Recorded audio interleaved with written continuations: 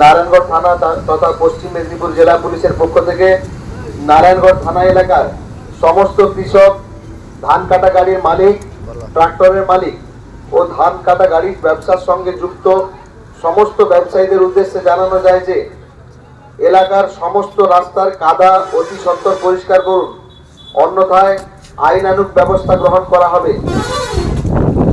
নারায়ণগড় থানার পক্ষ থেকে একটি বিশেষ ঘোষণা। নারায়ণগড় থানা এলাকার সমস্ত কৃষক, ধান কাটা গাড়ির মালিক, ট্রাক্টরের মালিক ও ধান কাটা গাড়ির ব্যবসার সঙ্গে যুক্ত সমস্ত ব্যবসায়ীদের উদ্দেশ্যে জানানো যায় যে এলাকার সমস্ত রাস্তার কাদা অতি সত্বর পরিষ্কার করুন, অন্যথায় আপনাদের বিরুদ্ধে আইনানুগ ব্যবস্থা গ্রহণ করা হবে।